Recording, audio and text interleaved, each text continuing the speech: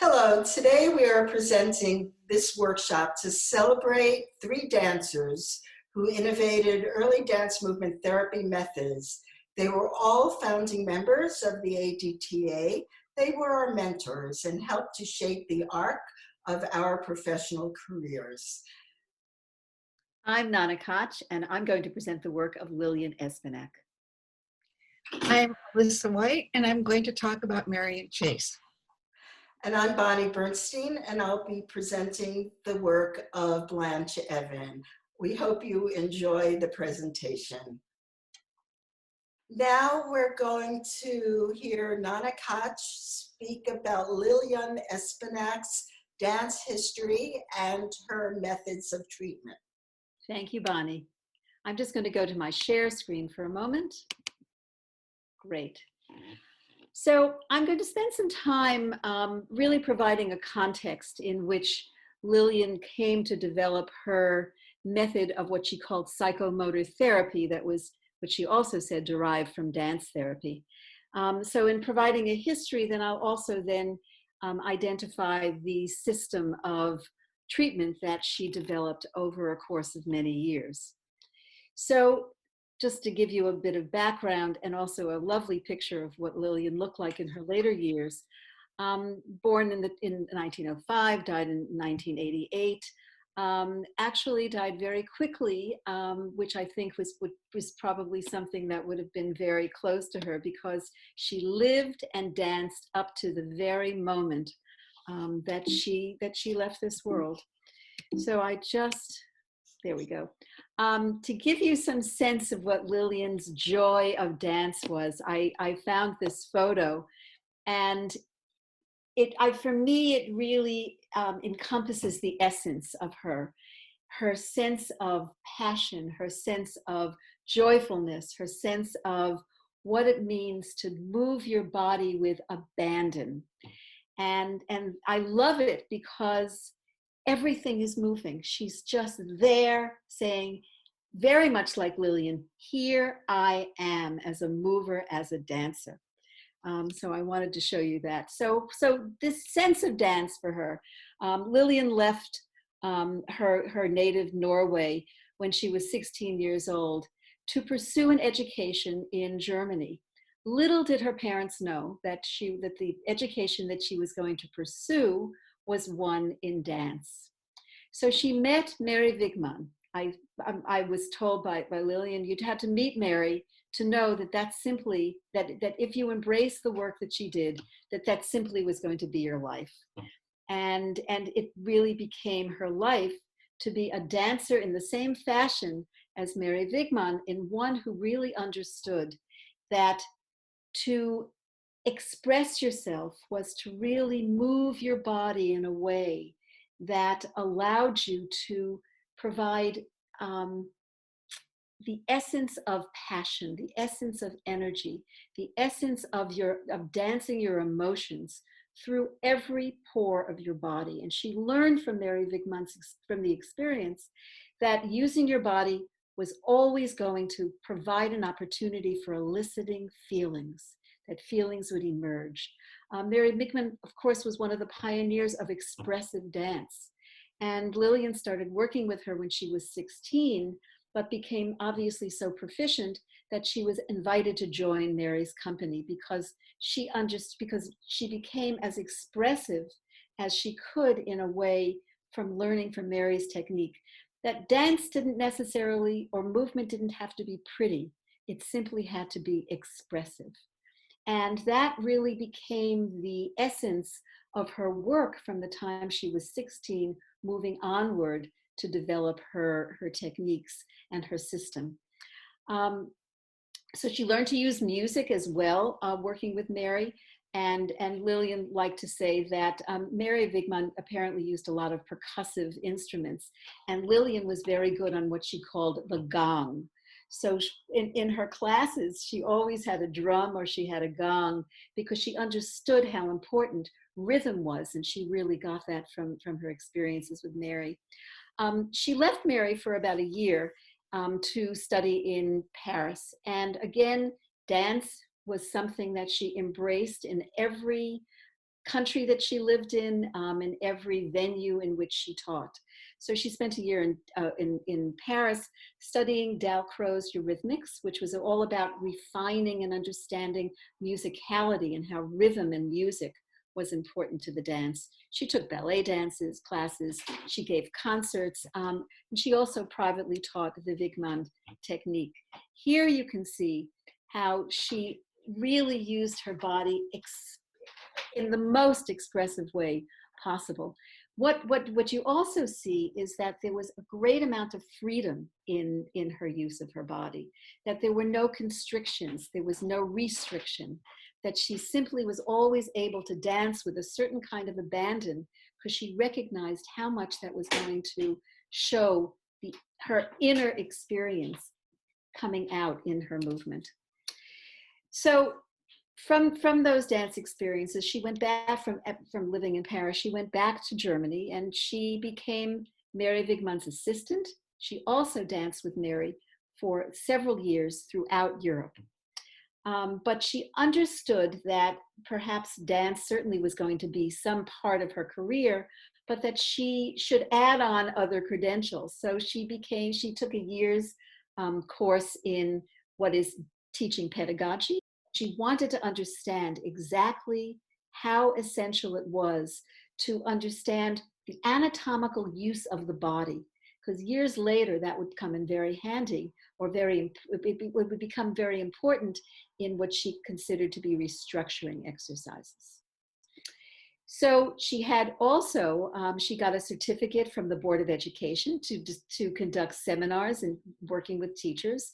So she was developing an understanding of teaching pedagogy, along with understanding how important dance was. Additionally, because dance was important in movement, she took courses in Medau gymnastics in Germany, which was understanding how to use exercises with balls. That was one of her influences in creating what she called restructuring techniques, which was part of her system that I'll speak about in just a little while.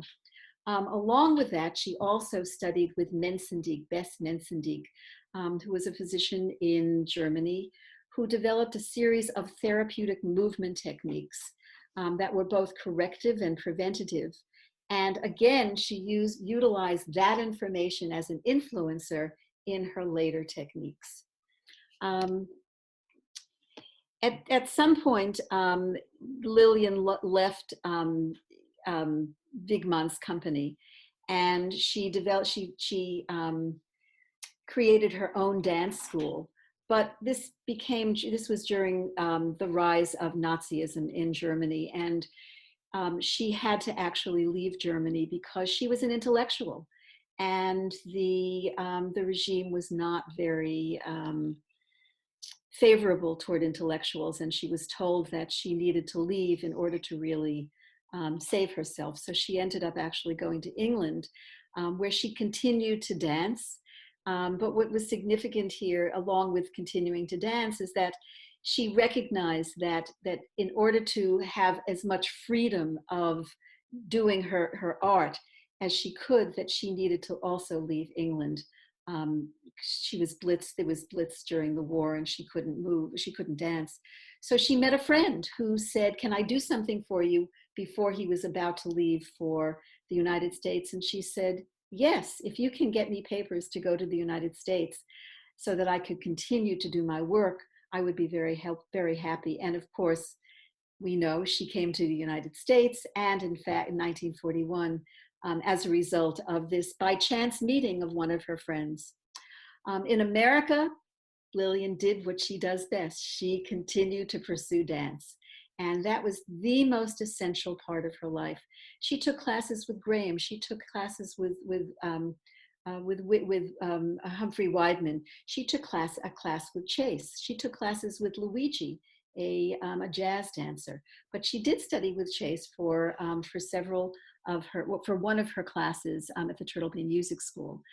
During her training, interestingly, when I trained with Liljan, she never really spoke about Chace because Liljan had already developed her own particular technique, which was really quite different from Chace's. So we didn't study Chace, but we certainly learned in depth Lillian's particular techniques.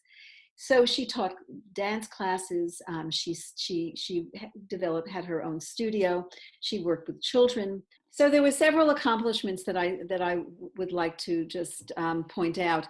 Is that in 1960, Lillian joined the faculty of the New York Medical College at Flower and Fifth Avenue Hospital, in particular, the Mental Retardation Clinic. And she volunteered there, but eventually she developed a year-long training program that I participated in. And I just wanted to point out that it was 20 hours a week for a year. So just think about your training now as opposed to the kind of training that I participated in then. Lillian created what she called movement diagnostic tests, and they were really for developing a patient profile. And I think that they were really some of the earliest, if not the earliest, movement assessments for gathering information that would provide a patient profile for then helping to create a treatment plan. Lillian developed what she called psychomotor therapy. She said it was derived from dance therapy. And in her significant book, she talks about it as a two-part system, but in all the years, I've really begun to see it as a three-part system of diagnosis, using the movement diagnostic tests, restructuring, which were a series of exercises that help to free the body of constriction, and the third part of her system called integration. And she said that this system was used to change the emotions through the body by stimulating activity, releasing emotion, and encouraging socialization through contact with the therapist and others. And each part of this definition really has been influenced, has been developed through influences of Mary Wigman in terms of releasing the emotions through dance, encouraging socialization and stimulating stimulating activity of the body that she really developed out of her experiences with working with Alexander Lowen, who was a Reichian, and also understanding about socialization through contact with the therapist of others that came about also from the influence of her work with Alfred Adler. Adler talked about what was about the life force that really drives us. He talked about what happens when the life force is suppressed. And he also talked about then what is our relationship to the social world when in fact we are able to use our life force with as much energy and gusto and freedom of the suppression that sometimes comes as a result of when that life force is suppressed. She also worked with Lowen, as I said, and Lowen was all about focusing on the disruptions in the flow of energy in the body, and also how the body reflects psychic defenses through armoring. So Lillian thought in taking Wigman's work and Lowen's work and Adler's work, in how is she going to somehow organize all of that into this three-part system. So again, I just want to say that the diagnostic tests that she used were developed on those who had developmental delays, but they were used in private practice with people just like us who are the normal neurotic. Her restructuring exercises, which were all about what she said, restoring our body to what she said was the ideal body movement, that was about being free of constrictions, that was free of unbounded movement, so that we would be capable of unrestricted expression by removing that armoring. And that would lead us to the third part of the system, which was about total connection of the self through free expression. Just to look for a moment at the movement diagnostic tests, there were 7. And the 7 really looked at our life force, our dynamic drive, how we control our drive or how we control our life force, coordination, attention, physical exercise, emotional, ego image. And if you look at this picture, actually, it's one of the tests that Lillian talks about is in developing ego image, is she talks about widening and presenting yourself to the outside world in an unrestricted way. So I really love this photo because it just shows Liljan demonstrating one of her diagnostic tests. In looking at these tests, we observe for coordination, body control, lots of different ways that we use or don't use our body in restriction or a lack of restriction. Looking at balance and upper and lower congruence, how parts move together or how they move separately. So we were trained in our training program to really look very carefully once we administered tests, the movement diagnostic test, for where in the body energy was being held and where in the body energy was allowed to be released. When Liljan noticed that there were blockages, she had a series of, as I said, exercises to address what she felt were disruptions in the body, or disruptions that would encompass the individuals binding themselves so that they couldn't release their emotions. So her restructuring exercises were all about physical strengthening, improving coordination, stimulating bodily awareness, and stimulating bodily release.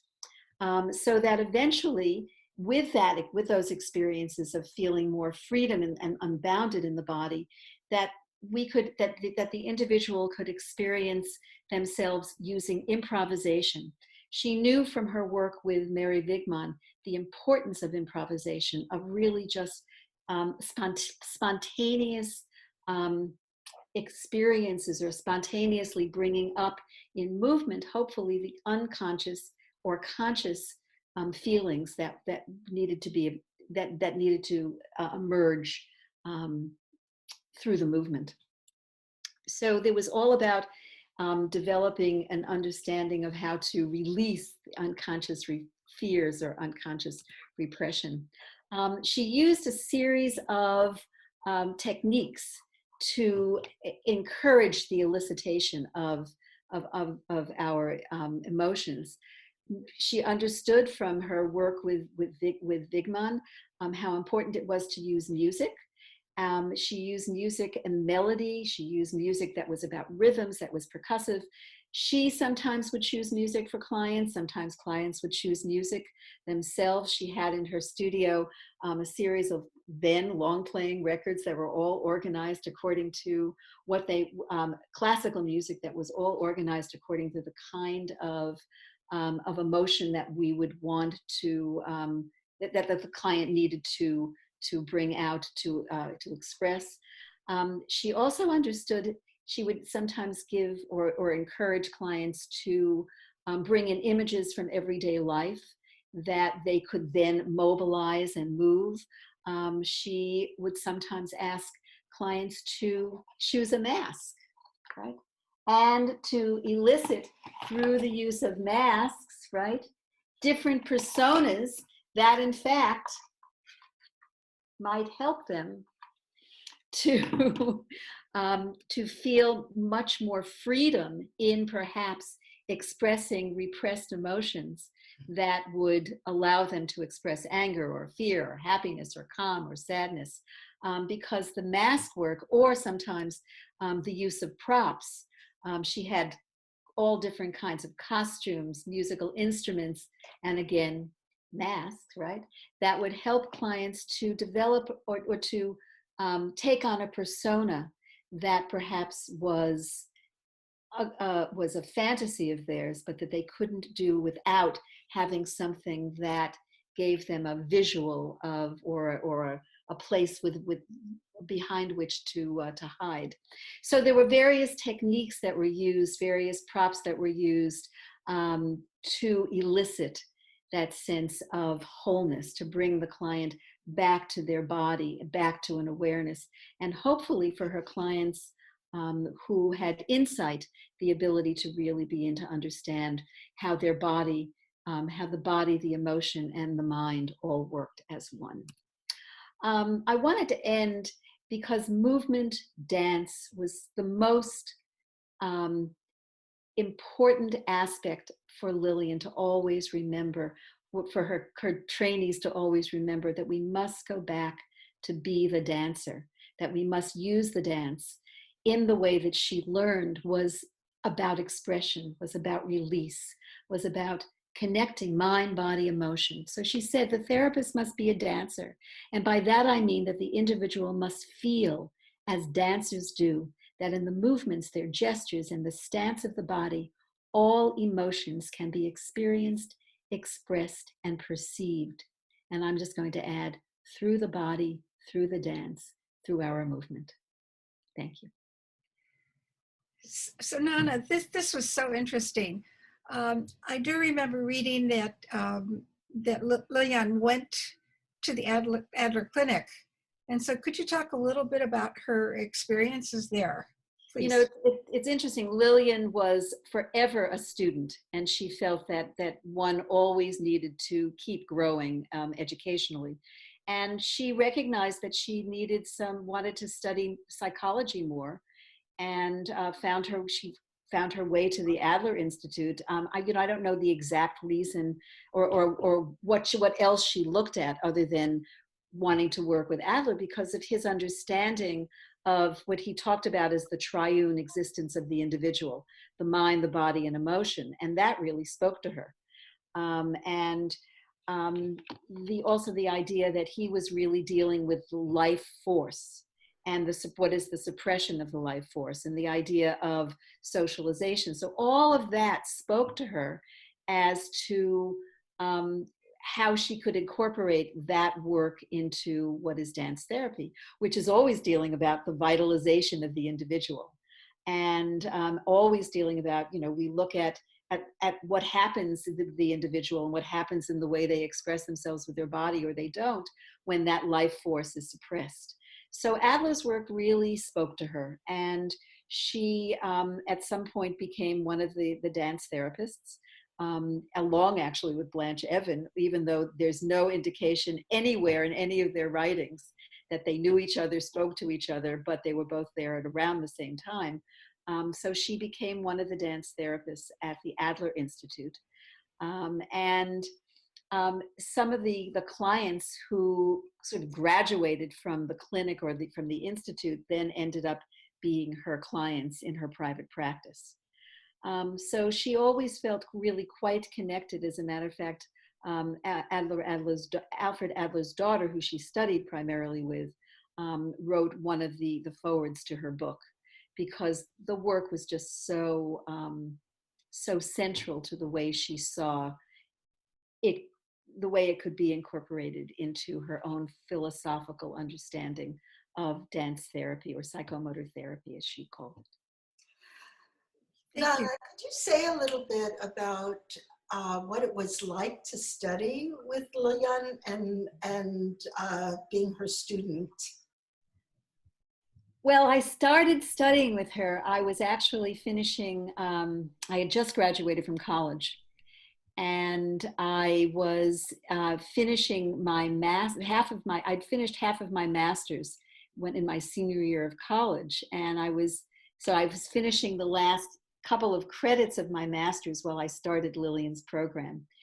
And this is all significant in what the training meant for me. I was also engaged to be married to someone in Texas.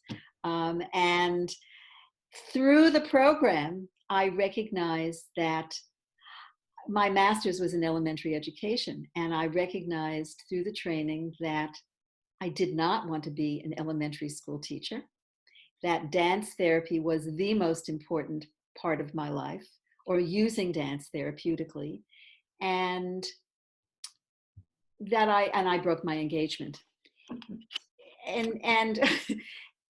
But it really was all because Liljan was a very strong-willed woman, very strident and passionate about using dance therapeutically.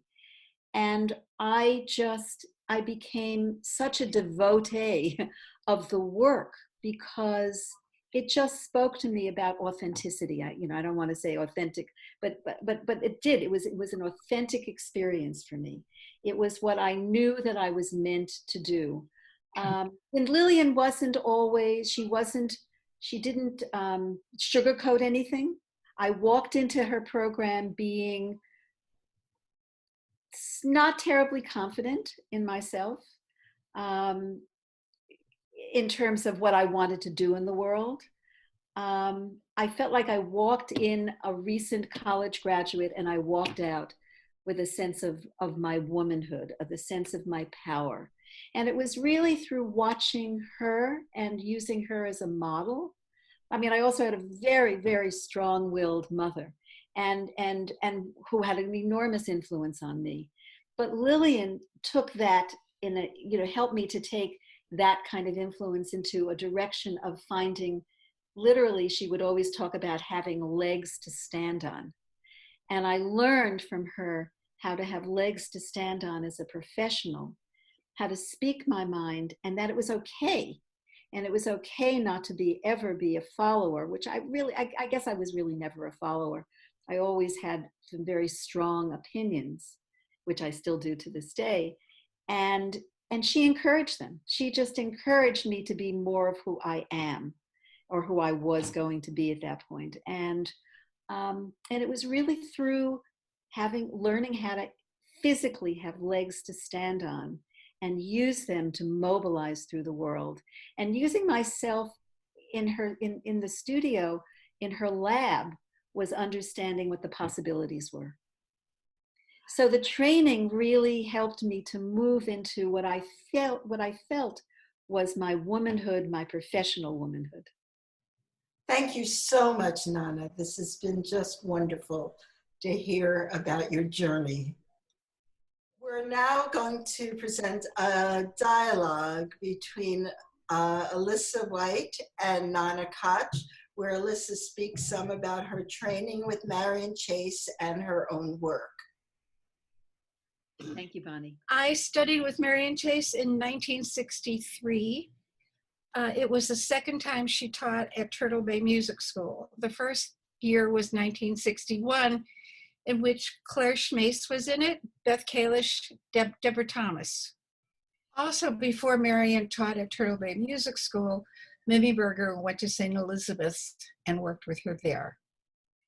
In my class, there was Deborah Thomas again, Bonnie Bainbridge, Cohen, what's her name? Norma Canner was in that class, Susan Sandell, Dorothy Vislacki, Margaret Lehman, and I think those would be the names that you know. And we all took notes, of course, and we sat in a semicircle, and the first thing she had us do was to, by individuals, walk across the floor, and we had to walk back. And then those of us who watched the person had to tell them what we saw. That was pretty scary. The next thing she had us do is she had us improvise, pick a piece of music and improvise. I have no memory at all of what music I picked. I have no memory at all of what I did. All I know is I danced. The next thing she did was she described patients to us, two kinds of patients, manic patients and depressed patients. And we chose the one that we wanted to do without really knowing that's who we were. So I chose being the depressed patient, and I lay down on the floor in a fetal position. I have no idea what she did, but all of a sudden the music came on, and before I knew it, she had grabbed all of the rest of us over to me. I was the last one that she could get up off the floor, and I kept saying, I'm not going to do this, I'm not going to do this, I'm not going to do this. And she got me up and proceeded to do a session with us. So that was my first real introduction to Marian. After that, I think the thing that impressed me the most about her is her feelings about being respectful to the patients. She always thought of them as people. even though they had these diagnoses, she just felt that they should be treated as people. And it shows in some of my notes where she talks, where I say, touch is very important for the schizophrenics. Don't touch them. Let the patients make the first overture. Don't approach patients from the back. Don't stand right in front of them. Don't talk down to a person. I especially like that. Try to get the person to be willing to put their hand in your hand. So it was a whole feeling of just being available, but allowing the person to be with you and take the initiative. And I thought that was really, really important. She also talked about being on the same plane, at the same level as the patient.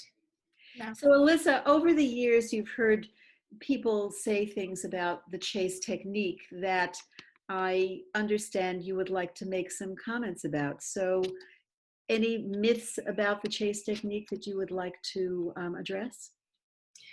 I have a number of myths. And the first and most important one is the so-called Chacean circle. I think all of us that have studied with Chace, Sharon Chaiklin, Judith Bunny, have talked about this ad nauseum. We have no idea where the term Chacean circle came from. You notice in my description of my experience with Marian doing a session, I was on the floor. So she couldn't have started us in a circle. You know, she started by going from one person to another person to another person. And she did that by seeing who was responding to the music. I remember watching her and who would respond to the music, and she would go to that person. And then she would take that person off of the hand, and they would put their hand in hers, and then she would take them with her to the next person she saw moving somehow. She was very clear about who she went to. You could see who she would go to. So this whole, and then she would end up in a circle, but that had to do with democracy. She was very,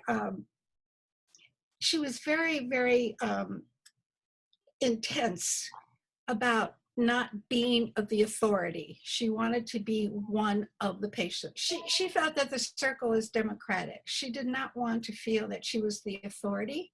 She felt that at one with the patients, so to speak, and she felt that patients could see each other.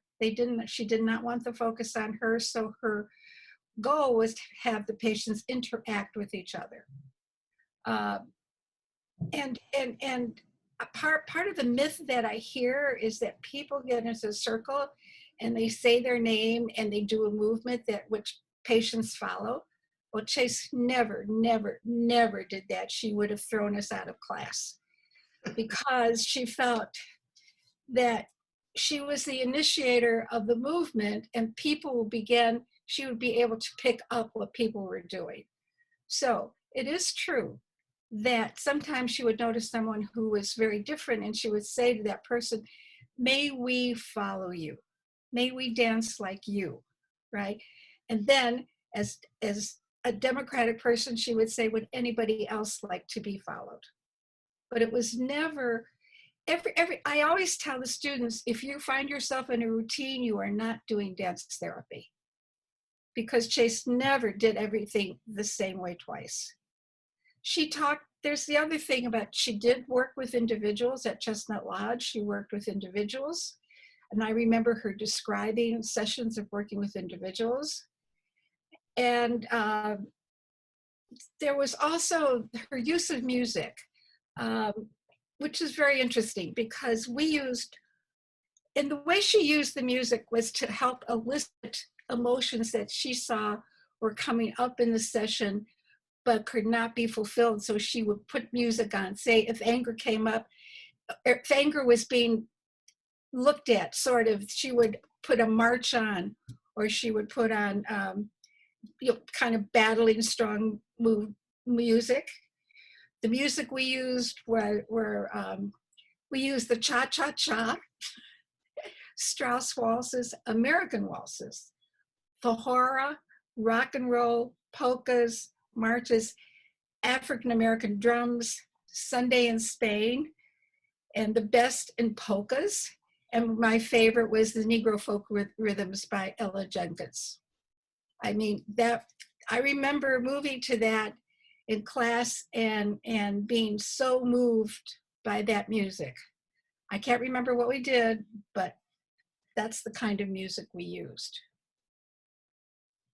Elissa, I'm wondering whether you can say a little bit more about the session.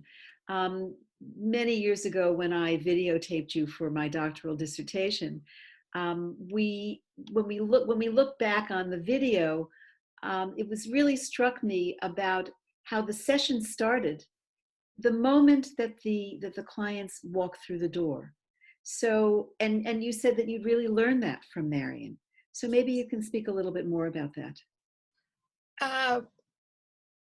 What she said about that is that the minute that she would unlock the ward and go on the ward, she would gauge the tenor of the atmosphere in the room. And for her, it was like her preparation to beginning to work. She began working, I guess, the minute she came into the room. I hope that makes sense to you. But she would prepare herself. And then she would, I think in those days she had to turn off the music. And she would come in and say, "I'm Marian Chace, I'm here to do dance therapy. I hope you will join me." And she would put on the music, judging by what was going on in the room in terms of atmosphere, but it was usually a Strauss waltz. Mm-hmm. And you have to remember, none of these people were on medication, right? She worked with people who were not on medication at all. Mm-hmm. So it was like, quote, taming the beast, because she worked with all these schizophrenics who were, I mean, I can't imagine to this day what that would be like, because most of the people we work with are on medication. Mm-hmm. So maybe you can speak just a little bit more about how you invite, I guess I'm thinking again about the videotape that I did of you, that you really invited people into the group based on what you saw in them. You used numerous different kinds of formations. People were in lines, people were scattered, people were in circles. You really varied how you engaged the group in terms of formations, which again sort of demystifies the idea that there is this Chacean circle. I think what's interesting to me is that Marian, the way she taught us was we had to learn how to make the dance into dance therapy. So we had to use all of our own skills, so to speak. And I certainly have developed my way of working. I was fortunate enough to have been in analysis before I became a dance therapist. So I had a certain amount of knowledge about myself and people, the way people behave. So in that film, what I remember is that someone came walking in with a boombox, and he was playing music. And as he was playing the music, I was walking around and I was kind of bopping with him. Right. So that began, and then I think I put on the music. I can't remember exactly, but as I did that, I looked around to see who was moving, and then I went and offered my hand to them, but just as Marian said, probably by the side. And before I knew it, people were up except for one person who was totally from had a lot of years of hospitalization. He really, and he wanted to sit there, so I let him sit there. He was reading a newspaper. Yeah, he was reading the newspaper, and that was fine, because Marian always felt that if people didn't want to join, they didn't have to. They could just sit there. I once did a session with older people where a patient woman danced with us outside of the circle. And what I did was I picked up her movements and brought it into the group. the following week, that woman joined the group. Mhm. It was really amazing to see. So I think the most important thing that I've learned in my sessions is that when I pick up something that can be developed in a full, what I'm beginning to call full out dance expression, I want to keep going back to dance terms because I think the dance is being diluted in the dance therapy. So I kept thinking, so I go into these full out dance expressions of the feeling. And then I always feel that we have to come back to homeostasis, right? That we have to come back to ourselves to feel what has happened. And probably those are the times that I take to walk around, or because people, when they're walking around as individuals by themselves, they begin to feel themselves. They're individuating from the group, so to speak. And as we're doing that, then I notice what they're doing, and then I decide, and this is the hardest part, I don't know how I decide what to pick up on. And there are probably any number of reasons. And so then I will begin to pick up and develop that movement into a dance phrase. And pretty soon people get back into, quote, a circle again or not. Depends on what the feeling is. Elissa, this is really interesting to me because I'm wondering what from your dance training do you draw on to know how to develop the movement? I'm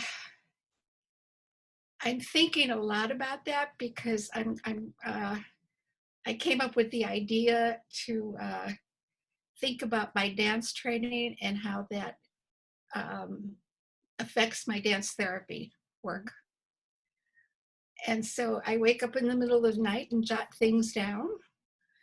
And last night I was thinking, okay, these are all the dances I performed. And I looked at the list of them. And I did everything from being part of the corps de ballet to the woman with the A, the adulteress, to Ferdinand the Bull's mother.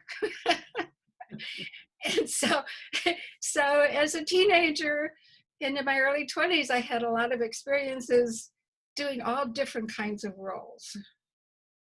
And I think that I may not have been able to do them as I would now, but I think having those experiences was very helpful. I also thought about twice I fell on stage. My toe shoe came undone and I had to perform. Another time I just fell and then I just got up and kept dancing. I mean, what else do you do? So I think that whole experience of, so you make a mistake, but you keep going. So the thing that you see, what you picked up is not exactly the right thing, you keep going. I also had the experience of being in summer stock where I was Wanda the Indian in Rosemary, and I had to learn all these lines in a weekend, and I improvised all the dances for the first 5 days while I was learning the choreography, which I got to do the last 2 days. So you learn how to improvise and you connect. And I learned somehow you connect with your audience, you know what's happening, whether they're with you or not. And I think that's part of what I've learned with doing dance therapy, whether or not the patients are with me or not. What do I have to do to be with them? How do I get myself to be with them so that we're together? So how do you know? What do you see that lets you know that they're actually with you? And what do you feel inside to let you know that you're with them? That is a good question. I've had so much experience now, some 50 years that I think that I begin to feel it's not anything that I think about. It's something that I feel in my body. And it's something that I feel where there's a kinship, where there's a relationship, where we're in it together. I'm not known as a spiritual person. I do not think of myself as a spiritual person, but I had a teacher who once said to me that I was the most spiritual, unspiritual person he ever knew. And so I think, if I may, I think that in my sessions with patients, when I'm really with them, there is a feeling that I might say is spiritual, regardless of what the feeling is. It's just a feeling of just being together, like being one person. It really is. I don't know how else to explain it. I know that when I have watched you teach, that what seems to happen in the group is exactly what you've described, that there's a oneness, that everybody is moving in a synergistic way, so that you don't see individuals. I mean, that perhaps that's the beauty of sometimes being in a circle, that there's such equanimity, but there's also the sense of everybody organizing each other and everybody being together as one toward a common goal of communicating and accommodating and connecting with others. And it always feels to me as if you have found a way, because you look at people and you call their names out. That's one of the things that you do a lot in a group. You also talk a lot. And you're talking, you're saying things that the group members connect to. And that also brings people together in a combined force. You reminded me that Marian said, if a patient looks directly at you with his eyes, you say hello with your voice and your eyes. And I'll never forget that. That was, and I guess for me, I just love working with the patients. I really miss working with the patients. And I just I thought of one other thing, Nana, is when we're all together, I am not thinking that people should be doing the movements the same way. It just happens. Yes, but everybody is doing it in their own way. They may be taking, part of the space in the same shape or something, but it's still within their own way. And what's most important is the feeling that happens in it. So I'm trying to think back in my head, but I think that just to go back for a minute, you from whenever I've seen you teach, regardless of whether it was the video that I did of you or watching other sessions, you do a lot of talking, and you do a lot of connecting through your voice along with your eyes. And I think that some people might feel that in a group that's led with the kind of technique that Marian taught, that you don't say anything, that you just move.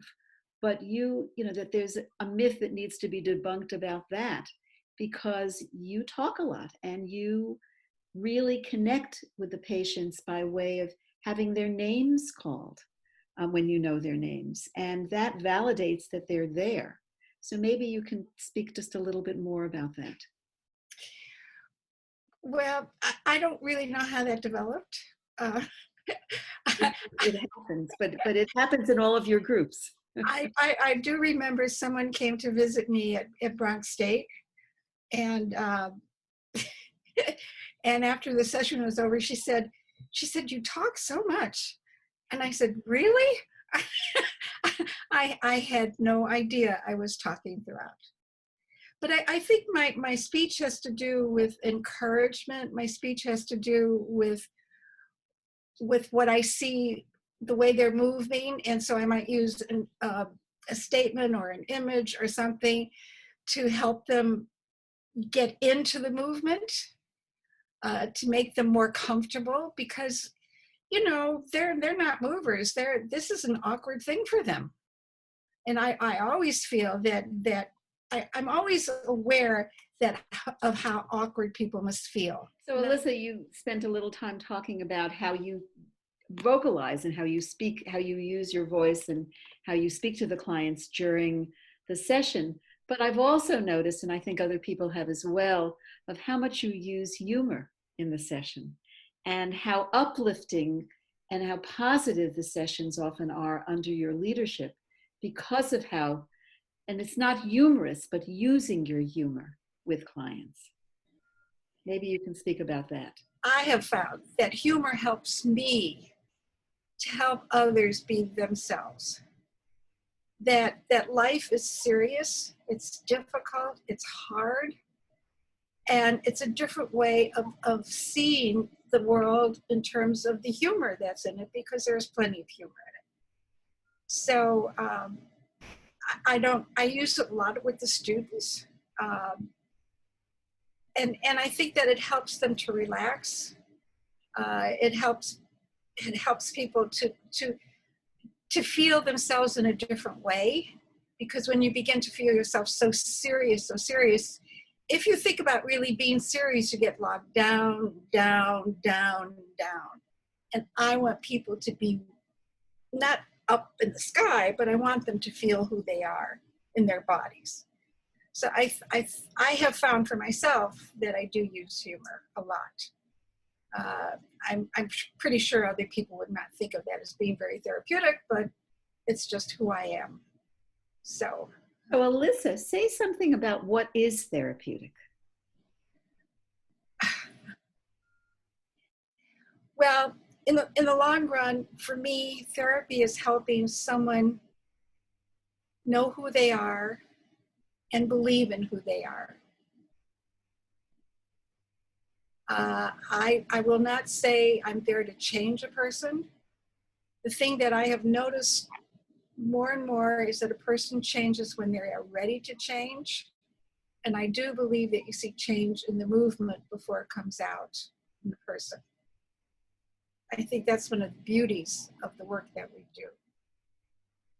So I never like to force it on people. Perhaps that's because of my own psychoanalytic analysis.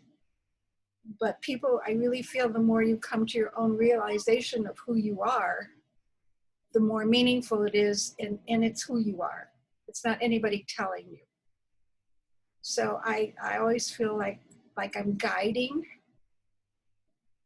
and putting things in front of people. If they accept it, they accept it. If they don't, then they're not ready. I don't give up though. I keep trying. You're nothing if not persistent. Well, because I feel like I see it in the movement. Yes. I feel like I see the potential in a person. And if they're not ready to do that, that's fine. You know, that I feel like I have to respect that. So we need to wrap up a bit. Can you give us a sentence or two that would encapsulate the way you view dance therapy and your role and Marian's in the frame of our work? I don't know if I can give you a sentence, but the first word that came to my mind is dance. And all of its complexities and components, and how it's the artistry of the dance that I feel is so important. It's another dimension that we're helping people with. So all I can think of is dance, dance, dance. Thank you. And you do every single day. Thank you, Elissa. Thank you. And now Bonnie will speak about Blanche Evans' work. Blanche Evans developed her methods for the higher functioning client, who she called at the time the normal neurotic client, who had the capacity for insight, growth, therapy transformation through in-depth, insight-oriented improvisation in dance. To share with you some lovely photographs and some important quotes of Blanche about her work, I'm going to switch over to PowerPoint now. Blanche Evan was a lifelong dancer, and her passion for dance began in very early childhood. She had a 20-year dance performance career from 1927 to 47. She was a solo dancer and also choreographed for her own dance company during that time. Bird Larson was her primary dance influence. Larson called her work natural rhythmic expression. Her method of teaching required a balance between offering technique training for the dancer to really focus on skill development, but at the same time, the training emphasized skill development for expressive improvisation. Evan's experience with Bird Larson left an indelible influence on her, even though Bird Larson died when Blanche was 19. And at that point, Blanche really became a dance orphan, that though she studied dance with the modern dancers that were developing at the time, she really launched into her own directions in both dance teaching and in dance performance. To place Blanche's dance career within a historical context, she was developing her dances post-World War I through the Great Depression and through World War II.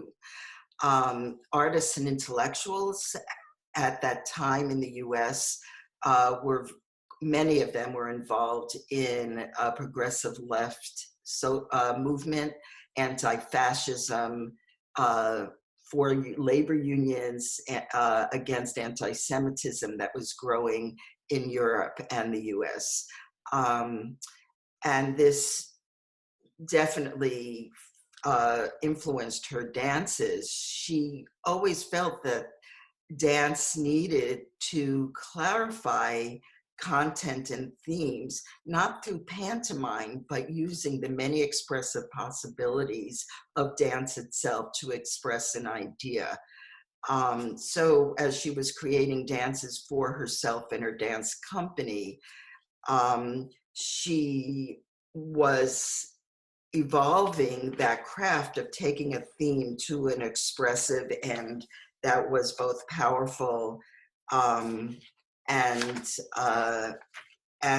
expressing important ideas in the world. And you see this in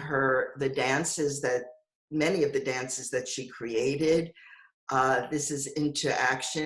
This is Nazi Dialogues. Slum Street was another dance united against war and fascism. An Office Girl's Dreams, Women in Need. The focus of these were very complex dances that really left the audience looking at these questions of social justice. Blanche seemed to have two paths of activism. One, the progressive social activism that I've just spoken about, and the second was her concern about the emerging fields of modern dance. She observed that modern dance forms were becoming as stylized as ballet was in their training, and that Graham was training Graham dancers in Graham technique, and Hanya Holm was training people in the Hanya Holm technique. And she felt it was very important that in this new modern dance that the dancers should have the opportunity to train in an unstylized technique that prepares them for any kind of choreography that they might pursue. And this led to her developing functional technique. It is a system I created for building mobility, resiliency, unstylized skill, and strength related to personal structure. And Blanche developed in her 20s this comprehensive dance training approach, including exercises and their application to freer dance expression for the dancer. And functional technique became a thread that moved from her performing dance career through her work in creative dance for children and adults, and through into her dance movement therapy. So at the same time as Blanche was a performing dancer, she began a creative dance school for children and became quite well known for her unique approach to teaching creative dance. Although Blanche did not call herself a dance therapist at this time, her dance studio, which she began in 1934, certainly focused on the developmental, the coordination, the psychological, the social needs of the children that she worked with. And you can see the focus is definitely on allowing the children to improvise and create their own dances on their own themes, and expressing what they needed to express in their dance. For the very young child, body movement is the natural vehicle and outlet for the psyche, for both the positive and negative, for both joy and frustration. Convention imposes a ruthless prohibition of physical spontaneity long before it is necessary to grow up. The body and the emotions are divorced from each other and their unification destroyed. This severance prevents the child from a feeling of real integration and creates a need which is not fulfilled in the usual activities. And Blanche felt dance gave children an opportunity when they were allowed to improvise and externalize their feelings and have a safe space for their creativity to fill that need. And this is another thread that traveled down into her dance movement therapy, because her dance therapy really allowed a space for people to work out very early childhood frustrations and unfulfilled needs for expression. And the problem started very early, right here. And this is another child expressing her dance, and another. Dancing is a means of directly externalizing the child's emotional life by offering an outlet through her own body for the direct expression of her wonder world, her inner world of fantasy. This is of the utmost psychological importance. So although Blanche wrote these definitions of what she was trying to do in the 30s and 40s, and did not call herself a dance therapist till 1958, you can see that her direction was always to use creative dance psychophysically. Here's an example of a choreography done by a group of teens. This was likely in the 40s, and the children's fathers might have been away at war in Europe, and this was their concern, so they had an opportunity to dance it. What elements in dance can be utilized in working with the timid child, the aggressive child, the exhibitionist, the perfectionist? Should we give a lesson in balancing if the child feels wild inside? Again, another expression of how she's moving towards really making the dance improvisation experience an expressive therapeutic experience for children. At the same time, as you remember earlier, I talked about functional technique, and that was never lost. And even in the child's training, she emphasized dance skill development so that the children had more capacity to express themselves when they went into their full improvisations on their feelings, and also because self-confidence, self-esteem, certainly, and independence are certainly built by having more confidence in the body through dance. This is a photograph of Blanche training other teachers in her method of creative dance for children. And the dance they're doing is an improvisation on restlessness. And it occurs to me that her way of working with improvisation was so original that, in fact, she needed to train the teachers to improvise in a more authentic and freer expression of feelings so they can work with the children in that way in the 1930s and 40s.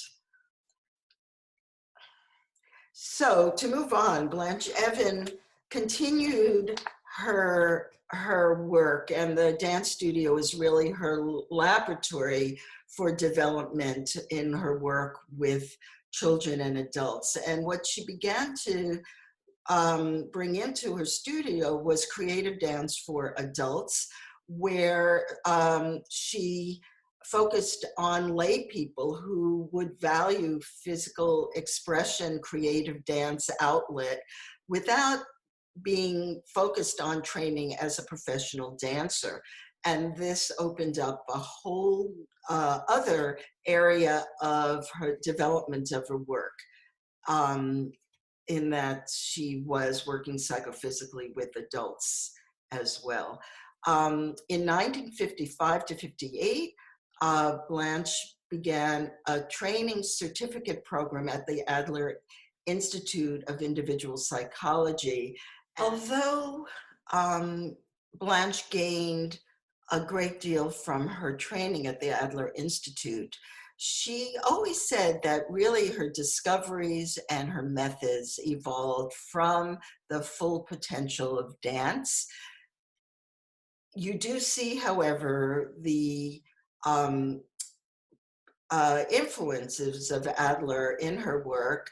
I'll just mention three areas. One is his emphasis on the aggressive drive as a positive force. Second is the area of social neurosis that he spoke about, that the person was formed not only from their family of origin, but the society's pressures influence the neurotic client. The third Adlerian concept that you see very much in Blanche's work is the attention to lifestyle, and that Blanche in her dance therapy work later really addressed how the neuroses, how the style of viewing the self or relationship to others was embedded and encrusted in the lifestyle of the person, and just how do you dismantle that through dance. So the first fundamental change is the awakening that you have the right to feel, to open up and to express yourself as you, rather than to be a mouthpiece for social setups and behavior that inwardly do not conform to your desired personality. And in this statement, she's really addressing a universal problem of the neurotic client, that we carry a self-critic, judgmentalness about our choices that inhibits, handicaps us to really find what is true and right for the self. And this is a struggle that many, many people go through in terms of self-definition and individuation. And she's saying that dance really has to help this struggling person to be more fulfilled in their life through finding their truth, through finding their authentic needs. So I've made a little chart to highlight 4 aspects of an Evans session. please look at this as just a general categorization, not a list, because Blanche's sessions never were the same, and different emphases stream through each experience in its very unique way. The first is dance education, expanding dance vocabulary, dance resources, and dance tools. So our experience in our sessions always had aspects of dance education in it, introducing and expanding the elements of dance, the use of space and rhythm and dance dynamics and intensities, and exploring ways to unify the body and find new ways of using our legs, our arms, our spines, in an effort to build full capacity in dance. The dance education was approached psychophysically through self-discovery, not through lessons. How can I free my use of space? Find new ways for my body to move in space? And how can I include my face, my armpits, the bottoms of my feet to empower me to feel more of a spatial experience? And very often, just an example of this might evolve into an improvisation on a theme about my right to take space for myself, or how in my life I inhibited my launching into new directions in my life. So there was a bridge always between the dance education and theme-based improvisation. The next I'm going to discuss, but using Blanche's words, is creative dance. Each participant in creative dance is guided to know her own body gamut of movement and to make it the instrument for expressing emotions. Dance thus fulfills the need of a psychophysical union. Creative dance breaks the crust. Dance therapy leads to unraveling the knots, to diagnosis, and to active life-brain habit change.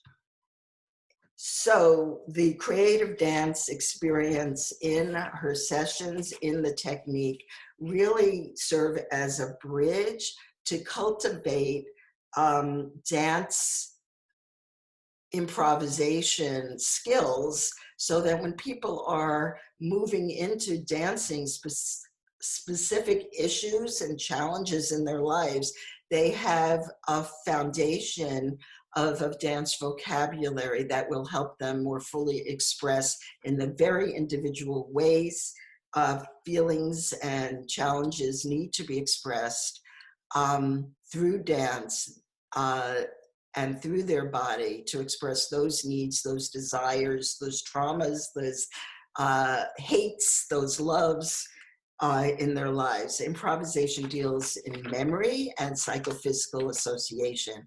Honest improvisation in dance is a direct route to the unconscious. Training includes studying improvisation, which uses creative dance as its base, while constantly enriching it through concentration, depth, and an increase of movement vocabulary. So this says the whole thing, that the skill development in dance is an central part of Blanche's very in-depth, insight-oriented, psychophysical dance movement therapy approach. And they cannot be divided. And to this day in my work, expressive dance and dance development is an integral part of the work. Improvisation requires learning and experiencing no less than does body technique, to widen the imagination, to train it to function spontaneously, to train the body to reflect the wish, and the mind to produce the content appropriate for the medium of body movement. And this part of widening the imagination is really important, because to improvise, you need to learn how to free associate through dance and to bridge the associative content that comes from feeling states and the thoughts that are traveling through life incidents into externalizing and dance expression, and then ultimately transforming and reintegrating those experiences in new ways. And Blanche really believed you become greater not by being someone else, but by becoming unflinchingly more ourselves. And every day we learn this in our study with Blanche. She was such a rugged individualist and such a free thinker and so far ahead of her time. And it was really a model for her students to take the risk to be our own person and to develop our own paths and our own work. The client needs to know that work is not done in the session, but during the week and clarified in session. And this is an interesting part of Blanche's work, and also continued by the people she trained, that there's a co-created homework very, very often towards the end of the session, where people need to look at what little changes might they make in their life to integrate the full, cathartic, sometimes freeing dance experience that went on in the session, to make it real, to see how can I be different? How can I start shifting these habits, these encrusted parts of my character that impact my relationship to others, my self-esteem, my courage to move forward in my life. And there is a sense that the client needs to really work within the sessions to do that. And this is a final statement of Blanche's. My objective is the integration of dance with therapy so that it becomes one. Dance, a basic therapy. And here is Blanche in a later part of her life, very different from that amazing portrait of this beautiful dancer earlier. But I do say that a year before Blanche passed away at age 73, she choreographed an amazing dance for her inner circle of students that was beautiful. And every muscle was engaged in the expression of her theme. She was a dancer till the very end. And at this point, I'm going to shift back from this PowerPoint to join with my colleagues to talk a little bit more about Blanche. So Bonnie, what was it like to train with Blanche? I would have to give you a context for that experience, because I just turned 18 when I met Blanche and began immersion in training at her dance therapy center. So I trained with her from age 18 to 30, her death in 1982. So it was a time where I was becoming an adult. I went from my late adolescence into my maturity in the journey of becoming a dance therapist. And so she really was not only my mentor in the fullest description of the word, but she had so much influence on me in terms of my values in life, my philosophy of life, my a model for being a strong, innovative woman, that it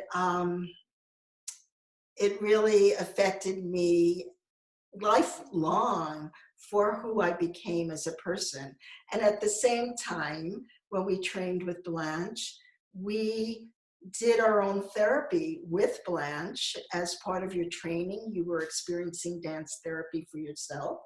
She was my mentor. I took many workshops, all her workshops for those years, and training courses. And the relationship was multi-layered, and she was also a dear friend. I think most importantly is that Blanche was brilliant, and every working with her was an immersion experience, not measured in hours or weeks of training, but in years. I was with her for 12 years. And there was a lattice work of experiences that emphasized authenticity and depth and confidence in innovative work. And that inspired me always. Bonnie, I understand that Blanche had very particular training method. Could you discuss that? Yes, everything we did with Blanche was holistic and in depth. And we learned through self-discovery and our own experiences of externalizing feelings through dance and the power of dance movement therapy through improvisation. So our training courses were mega courses. We would have 90 hours of an adolescent workshop. We would have 120 hours on body image, my body.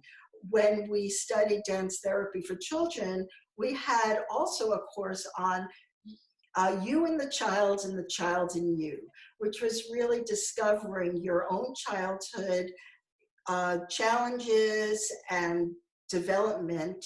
So, and I could go on and on of the different kinds of workshops we did. And the important part of this is that everything we focused on was in depth and related to our own experience of looking at the content discovery through working on ourselves. So there was really a therapeutic thread through the courses, and combined with the personal dance therapy that we all participated in, we learned a great deal about ourselves, and we grew and we got to be stronger people in the work as part of the training. And I know today these dual relationships would never be accepted by the BBSC or other in contemporary psychotherapy training. But then the gift of doing dance movement therapy with Blanche, along with assisting her in classes that she gave, and the many discussions in and out of workshops, just enriched my training. And it was a gift, a total gift. Thank you. A final word. We hope our appreciation for our mentors, their work, and their passion for dance inspires you to learn more about their contributions to the field of dance movement therapy. And most importantly, we believe that Liljan, Marian, and Blanche would want us to leave you with this message. Take dance classes, keep the dance alive in yourself, and most importantly, keep the dance alive in your practice of dance movement therapy. We thank you.